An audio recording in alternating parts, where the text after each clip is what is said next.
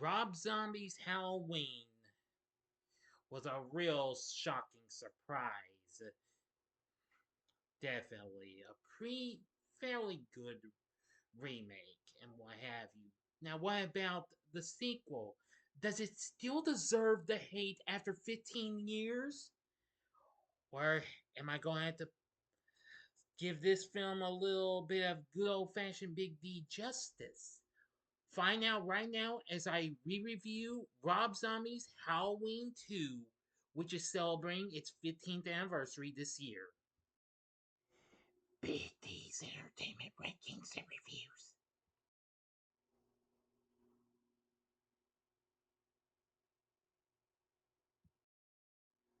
So, greetings, my fellow YouTubers, and welcome to Big D's Entertainment Rankings and Reviews. My name is Douriff, better known to you as the Big D, and this time around I bring to you a re-review of the 2009 slasher flick Halloween 2, or better known to you as Rob Zombie's Halloween 2. Released by Dimension Films,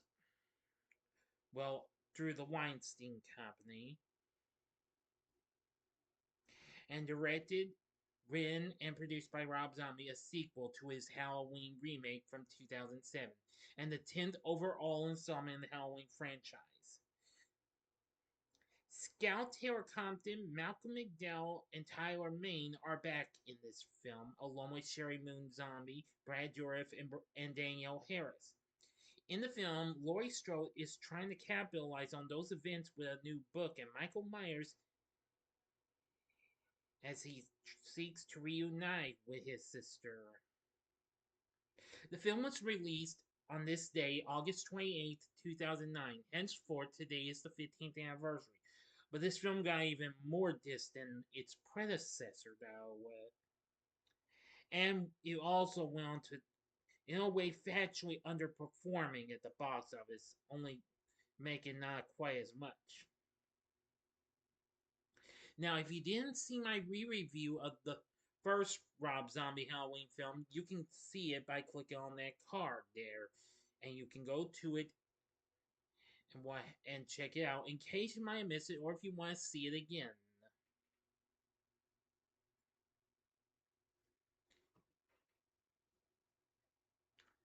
Alright, let's get into the story. During his time in Smith's Grove Sanitarium, a young Michael Myers is visited by his mother, Deborah, who gives him a white horse statuette as a gift, which of course starts out in the intro. Now, 15 years later, Laurie Strode is wandering around in shock after having shot an older Michael. Sheriff Lee Brackett finds Laurie and takes her to the hospital. Meanwhile, the paramedics pick up Annie Brackett and Michael's psychiatrist, Dr. Sam Loomis, who survived being attacked by Michael, and also take them to the hospital. Michael's body is taken in another ambulance. When the driver has a traffic accident, Michael awakens and escapes, killing a paramedic injured in the accident. 1 year later, Laurie is now living with the Bracketts, and Michael has been missing and is presumed dead. While Laurie deals with her trauma, Dr. Loomis has chosen to turn the event into an opportunity to write another book. Elsewhere, Michael, who is still alive and living as a drifter, has been having visions of his mother's ghost and a younger version of himself, who instruct him to reunite with Laurie. Michael arrives at a farm and kills the owners before he sets off for Haddonfield. As Michael travels to Haddonfield, Laurie begins having hallucinations that mirrored Michael's past. Her hallucinations also began to include her acting out Michael's murders. Meanwhile, Loomis goes on tour to promote his new book, only to be criticized by the public, who blame him for Michael's actions and for exploiting the deaths of Michael's victims. When Loomis's book is released, Laurie discovers that she is really Angel Myers, Michael's long-lost sister. She goes to a Halloween party with her co-workers, Maya and Harley, to escape how she is feeling. Michael appears at the party and kills Harley, then goes to the Brackett house and fatally wounds Annie. When Laurie and Maya return to the house, they find Annie, who dies in Laurie's arms. Michael kills Maya and then comes after Laurie, who manages to escape. Sheriff Brackett arrives home and finds his daughter dead. Laurie flags down a car, but Michael kills the driver and flips the car over with Laurie still inside. Michael then takes the unconscious Laurie to an abandoned shed, and Laurie awakens to her hallucinations with Deborah, seen by both her and Michael, who asks for her to call her mommy. Now for the ending, you know the procedure. You have 5 seconds to stop this video. Go to the description box below and fast forward to the time below. If you've seen the movie already, please continue.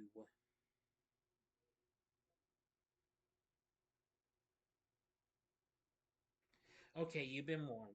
The police discover Michael's location and surround the shed. Loomis arrives and goes inside to try to reason with Michael, but when he tries to resuscitate Laurie from her hallucinations, Michael grabs Loomis and stabs him to death before being shot through the cabin window by Brackett and impaled on a rake. Apparently released from her visions, Laurie walks over to Michael and stabs him to death with his own knife. The shed door opens and Laurie walks out wearing Michael's mask. Later, Laurie sits in isolation in a psychiatric ward, grinning at Deborah's ghost approaches with the white horse. End of story. So what did I think of Rob Zombie's Halloween 2? Well, I can say it's fun and what have you. It does have its moments and what have you, but I still thought it was fun and what have you. I didn't think I would enjoy as much because I realized I came to understand that this was not an actual remake of the original Halloween 2. And Rob Zombie really wanted this sequel to be more realistic and violent than this one, and to portray how the events of the first film affected the characters. Well, that was understandable.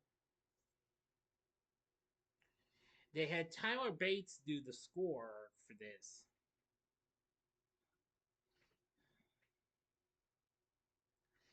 And, well, when it came time to provide a musical score, Zombie had trouble finding a place to include Carpenter's original Halloween theme music, and it was only included in the final shot. Anyway, the film was released on August 28th, as I mentioned, and then got re released 2 months later on October 30th to coincide with the Halloween holiday weekend. But this film went on to underperform at the box office, making only a mere $39 million against its $15 million budget.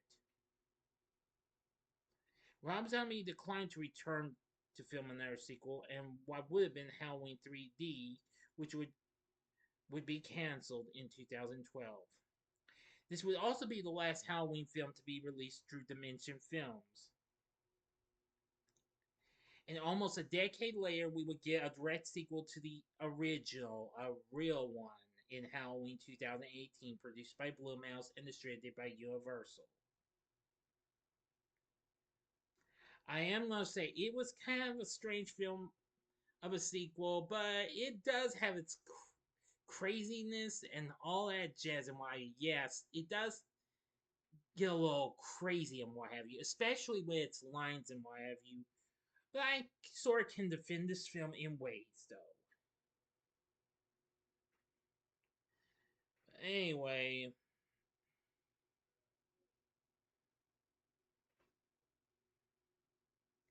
yeah.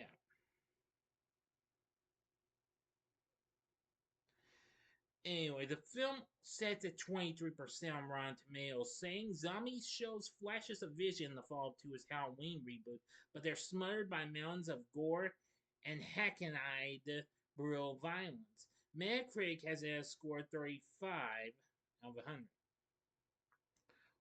Robin Nelson of Variety felt that the use of Deborah and the White Horse was nothing more than silly, and he disagreed with Zombie's choice to film this in 16mm film, as opposed to the wider format of 35mm they used in its predecessor. He also stated that the hospital scene was nothing more than a butcher version of Carpenter's 1981 sequel, with the rest of the film feeling like it was rushed and slapped together at the last minute. Well, factually, in a way. Time Out stated that Compton's portrayal of Laurie showed an intense, non trivializing dedication to the role that kept interest, while the storyline of Dr. Loomis's egocentricity hinders the overall storyline. And they also said that Zombie heard the film by trying to show how violence lingers with and perverts all who are touched by it, but then undercut himself with carnivalesque violence.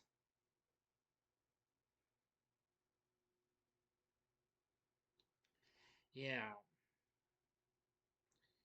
yeah, I will say it was kind of had a little bit of silliness in my view. Tom Russo of the Boston Globe had varied reactions to the film. He pointed out that Zombie attempted to be more inventive with Halloween 2, but only achieved mixed results for his efforts. He referred to the dream sequences of Deborah Myers and the White Horse as pretentiously silly, but agreed that the scenes did help to break up the standard genre violence, and even went so far as to compare the sensation created by those scenes to Tim Burton doing straight horror. And in the end, he claimed that only the most hardcore fans would want the film series to continue. The Daily News stated that Zombie has found himself with the film. Joe Newmayer, who gave this, well, for the Daily News, described the film as a successful character based monster flick and described Zombie's use of 70s music, like The Things We Do for Love by 10cc and the movie Blues Nights in White Sand, as terrifically odd throughout the film. He also said that the imagery of Deborah Myers and the ethereal white horse were a nice visual relief from Michael's violent attacks. Yeah, I feel like it's kind of strange though, and I felt it was kind of strange to have, well, Rob's wife, Sheri Moon, back in, but it was just for kind of a hallucination.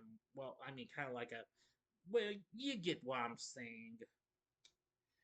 Anyway, yeah, I'm kind of mixed on this film. I don't hate this film by any means. I like it for certain reasons because it's takes place on Halloween and what have you, and so on. Scout Taylor-Compton plays Laurie once again, and she's not too bad. Malcolm McDowell once again plays Dr. Loomis. He's fine, what have you, but like I say, his character's a little, I don't know, loony at times. Tyler Main once again plays Michael Myers. Kind of looks a little odd as a drifter, though. This time they have Chase Wright Vanek as young Michael Myers instead of the one who played him in the first film. And Sheri Moon Zombie as Deborah Myers again. Yeah. But now I did like Brad Douriff, who once again reprised his role as Sheriff Brackett. He was good. Oh, which reminds me, I am going to give a shout, well, a word here because not so long ago this month we lost Charles Cyphers, the original Sheriff Brackett from the original Halloween and Halloween 2. So rest in peace. Danielle Harris returns as Annie. I'm surprised she came back. I mean, even though her character was not killed off, not like in the original, but it was good to see her again. Now we have Bria Grant playing Maya, Angela Trimber as Harley, Laurie's new friends. Yeah, they're not too bad. They're pretty good. We also have some special appearances from other characters, including Bill Fagerbakke, who you may know of TV's Coach fame, and also the voice of a certain Patrick Star from SpongeBob SquarePants. And I know right at the time he was voicing on Bulkhead on Transformers anime on Cartoon Network. The late Margot Kidder from the Superman franchise, as well as Black Christmas and the Amityville Horror, played Barbara Collier, a psychiatrist. Let's see. Octavia Spencer plays one of the nurses in the hospital. We even have a special appearance by Weird Al Yankovic as a guest on a talk show Dr. Loomis was on. But what really caught me by surprise was the character of Chet, the bringer of death. This guy who meets Dr. Loomis at his book signing. Yeah, he was played by Silas Weir Mitchell. even before he started playing Monroe on NBC's hit series Grimm a few years later. So I'm gonna say the cast isn't too bad. The score's not too bad, despite it doesn't have much of the Halloween touch until the last bit and what have you. Rob Zombie's story and direction is fine and what have you. And now I do think the kills were still pretty brutal though. So I can defend this film 50-50 since I'm kind of mixed on this film. So overall, Rob Zombie's Halloween 2, it's a it's a fine film. Would I recommend it? Only if you are a hardcore completionist. I'd say give it a one-time watch. That's it. I know some people actually do like this film. I especially know one person, Robbie Sobel.